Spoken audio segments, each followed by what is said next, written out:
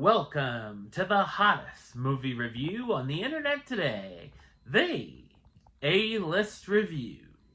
I'm your host, the Game Changer, Wes Troop, and it's time for another Viewer's Choice Pick Review.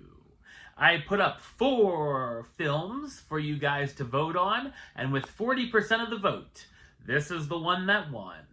So we're going to hop back into our mint-flavored time machine and head back to the year 2002. Because this year we've heard a lot about the film 28 Years Later.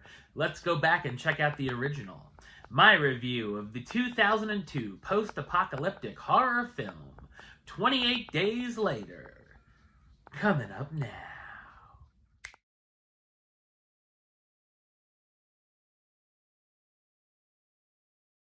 4 weeks after a mysterious, incurable virus spreads throughout the United Kingdom, a handful of survivors try to find sanctuary. So what did I think of 28 Days Later?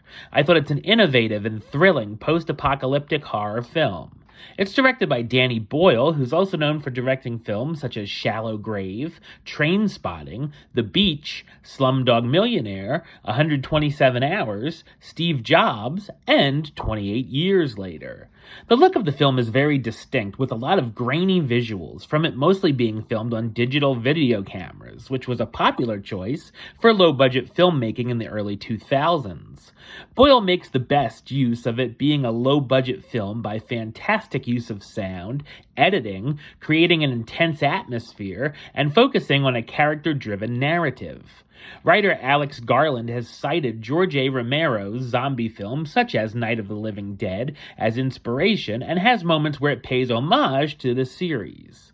28 Days Later would in turn reinvent the zombie genre with its fast-moving zombies, with projects such as Zack Snyder's Dawn of the Dead or The Walking Dead to The Last of Us.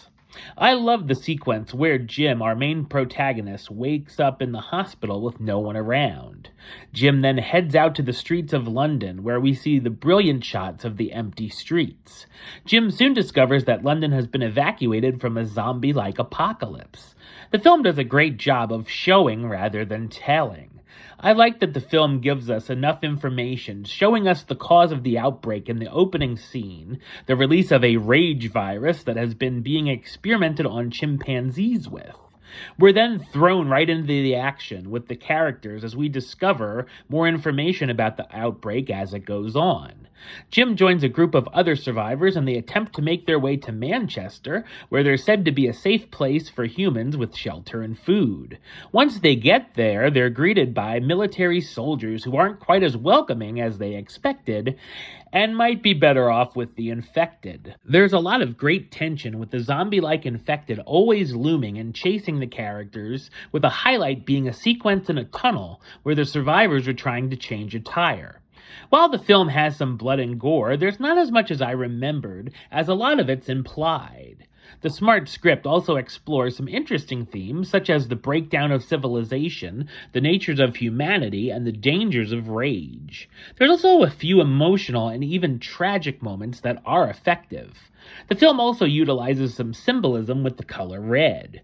The cast stars Cillian Murphy as Jim, the bicycle courier who was in a coma when the outbreak struck, Naomi Harris as Selena, a former chemist and survivor in London, Brendan Gleeson as Frank, the taxi driver who joins up with Jim and Selena, Megan Burns as Hannah, Frank's teenage daughter, and Christopher Eccleston as Major Henry West, the commanding officer of the squad of soldiers that the group encounters. 28 Days Later is a gritty and eerie horror film, and another highlight in Boyle's impressive resume. Number-wise, I'm going to give it an 8 out of 10, which gives it the A-list rating of do it, and a high do it at that.